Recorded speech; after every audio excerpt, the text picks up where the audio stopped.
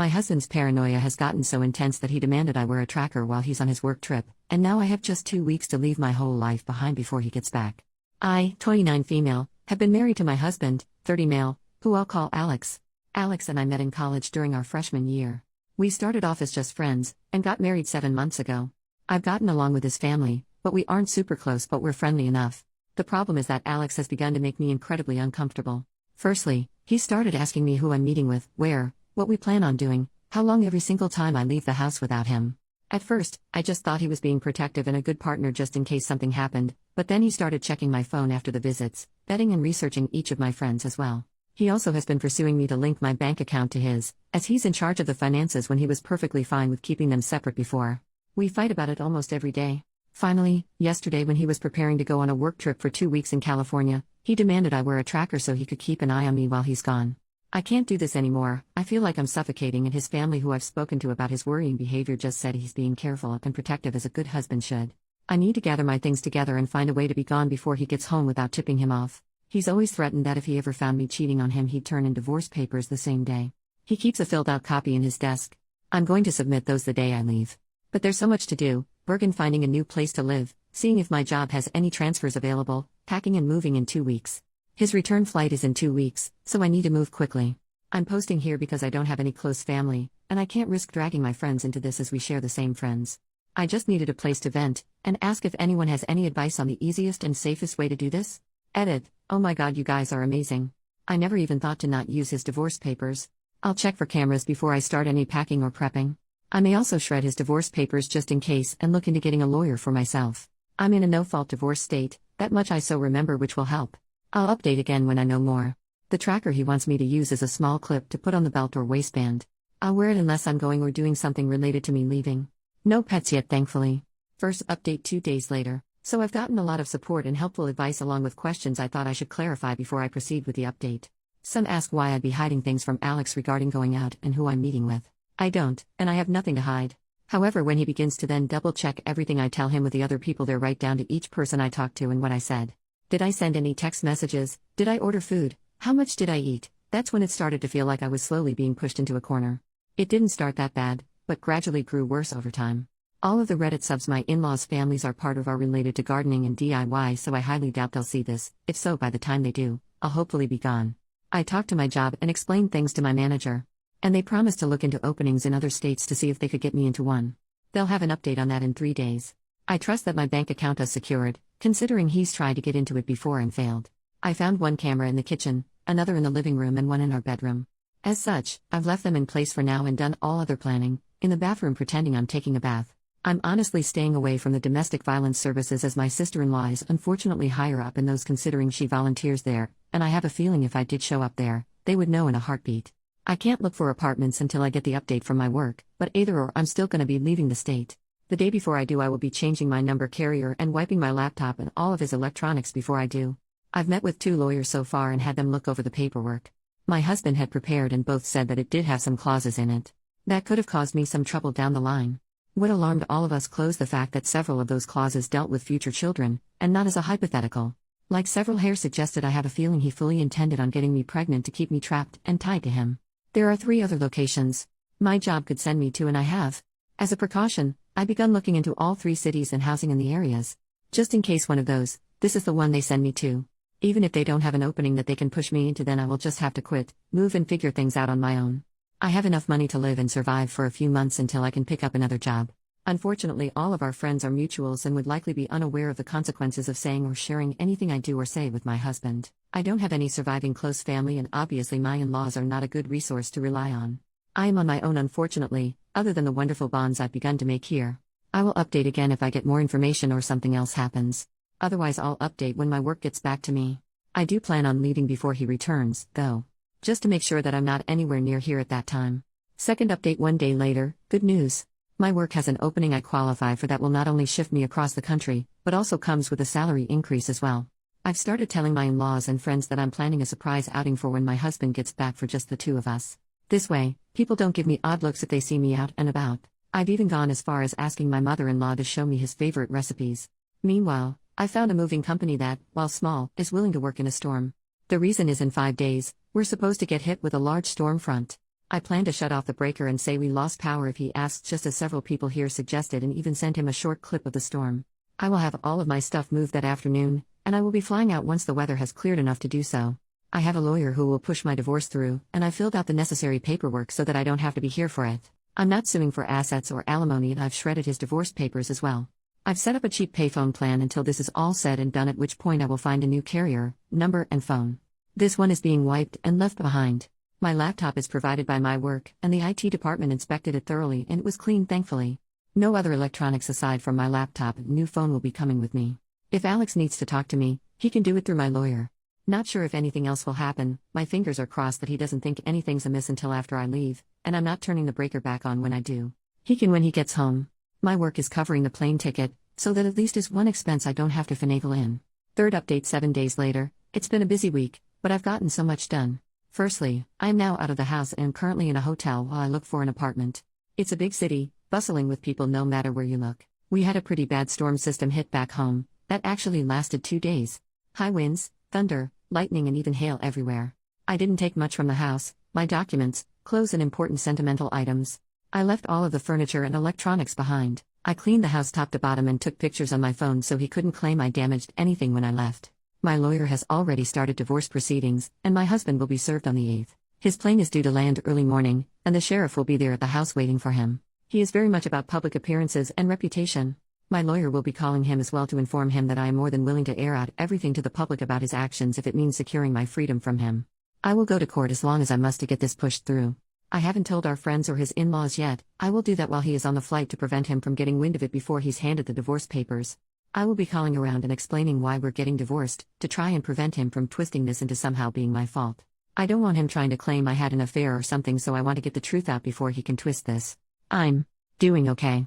I'm tired, but yet I feel almost jittery and off-kilter. I keep looking over my shoulder and monitoring what I say even when I don't really need to anymore. Hopefully that will fade soon. My work is covering the cost of the hotel, and I'm working on getting my other things in order. I also need to find a new GP as I want to get a full test just to make sure everything is okay. I don't know when my next update will be, probably when the divorce papers are filed or if we have to go to court to push them through. I will try to keep my head up, but it feels like I'm in a whirlwind or something with so many things to do and think about. I kinda thought it would be easier once I got out of the house, but while the fear is smaller, somehow the number of tasks only seems to have grown. Fourth update 7 days later. Sorry I haven't updated for a while. Things got hectic and a bit chaotic, honestly. Firstly, I'm working on getting an apartment still and have applications in at 3 different places and will hopefully hear back from them soon. I'm still going into work here at the new location, so I don't have to worry about burning through my emergency savings completely. I've gotten a lot of emails from Alex, his family, and our old friend group asking question after question. I have only sent one return email to Alex, explaining that I don't believe we are truly compatible, and it is best we separate now. That his treatment of me when I'd done nothing to deserve as such was just as much of a deal breaker as cheating was for him. I ended the email with the statement that I would not be contacting him further, and anything else he needed to pass on to me or vice versa would be done through my lawyer. For his family and friends, I just typed up one email outlining everything that had happened and why I left. I told them I wished them no ill will, but that such treatment of his wife and partner was not acceptable. That should Alex get remarried in the future, I wish they would help support both partners and not just Alex. Alex, from what my lawyer told me, was livid when he was served. The sheriff actually ended up booking him for assault on an officer and menacing due to the threats he was shouting. His father bailed him out in a few hours, but with the testimony of the sheriff, my lawyer believes I have a very good chance at getting a restraining order. Alex, upon returning to the house, apparently lost his temper again, breaking the dining table into pieces as well as the TV, and putting several holes in the walls. At least that's what one of the emails from one of our friends reported, as Alex called him to help him clean up the mess. My lawyer already has pictures of the house I took, with timestamps as evidence nothing had been damaged by me. My friend reported that Alex tried to claim I'd been the one to trash the house, but the holes in the wall were at head height. Alex is 6 feet 3 inches, and I'm 5 feet 4 inches, so he knew that was false. Either way, taking the pictures definitely will help me, so again thank you everyone here for the advice, because I never would have thought of that on my own. My work won't share details of where I am, as I do work with some higher-end clientele who value security, and that information won't be gossiped about. And no, I'm not some escort. I deal with contracts, notary, and business management. As such, even if Alex tried to use my work to find me, he wouldn't succeed. Fifth update 12 days later. It's been a little bit, and I thought I'd answer some questions before giving my update. It may be a while after this until things change. Firstly, no, I didn't bring my car. The public transport here is good enough to use without needing one. I have secured an apartment, and the building has good security. You need a key card to enter, and there is a security guard at a desk right by the entrance to the building. As part of my contract, I gave them a photo of Alex and his family so that even in the off chance they do find me, they won't be let in. The responses I got from the emails varied. His family said I was overreacting, and that I owe Alex an apology for the problems this has caused him. The pending criminal charges puts him at risk of losing his job if he's convicted. Alex sent a long email, apologizing and pleading for me to come home. He said he was worried for me, that he is willing to go to therapy if it will appease me. He wants us to remain together, and he didn't think leaving was an appropriate response to his genuine concern and worry for my health and safety. The friends gave somewhat lacking replies, saying that they didn't think Alex was ever going to hurt me and that I shouldn't be letting my imagination run away wild. As much as I want to say I was surprised by the lack of support, I'm honestly not. He intends to fight the divorce. I'm letting my lawyer handle it, and I am also pursuing a protective order as well. Once I got approved for my apartment, I also froze my credit. I've changed my phone carrier and number, as well as making sure none of my documents list Alex as next of kin or POA. Some have asked why I was so paranoid about Alex and his possible future actions. The answer for that actually is somewhat simple: my grandmother. I love that woman to bits. As a teen, she explained why my grandfather was never around. He was extremely abusive and manipulative, and her generation didn't allow divorce really. She wouldn't have been able to buy a house or get a good enough job to support her and my mother on her own. As such, she endured it, shielded my mom as she could until my grandfather died. When I felt like I may have been overreacting, I remembered how she'd said she'd always wished she'd been able to see my grandfather for what he was early on when she may have been able to annul the marriage. I don't know when I'll update again, maybe when the divorce goes through or if something big happens, but until then, I'm just trying to keep my head above the water. 6th update 1 month later. It's been a month since my previous update, and I wanted to share some of what's been going on in the meantime. The divorce is proceeding, but even though I don't need him to agree, and he's not, it means I have to go through the courts to get it approved. As such, it could be upwards of 6 months to push it through even though I'm filing without attempting to claim property, alimony or compensation. I just want a clean break and separation. Alex has attempted to use our friends to reach out to me, as he doesn't want to use my lawyer for communication. He's saying it's disrespectful and cowardly to hide behind my lawyer, and not meet him face to face.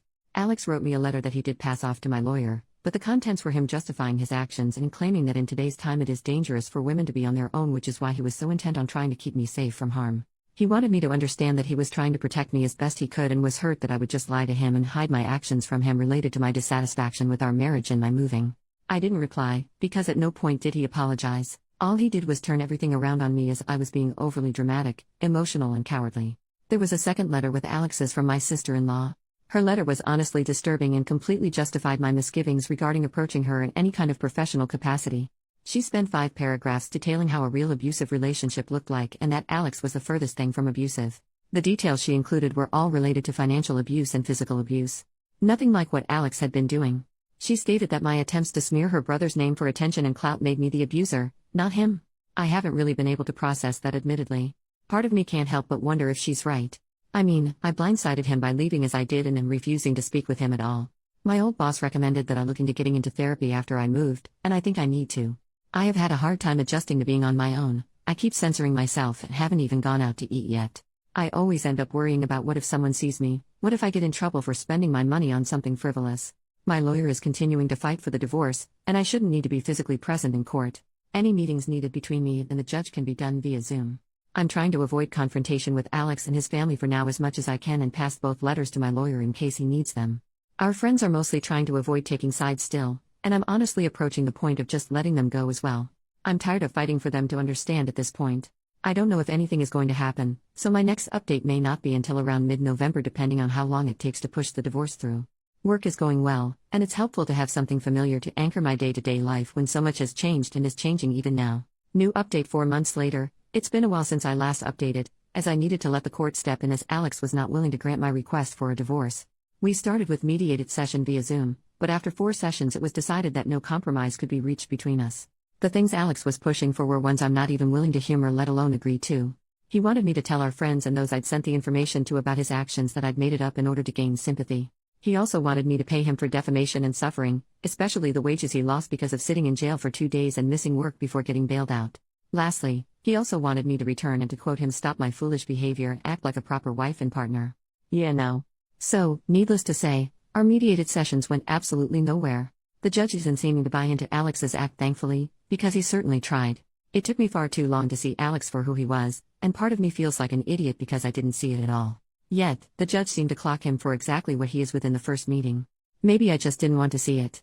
I don't know. Alex ended up arguing with the judge a lot, even being held in contempt 4 different times.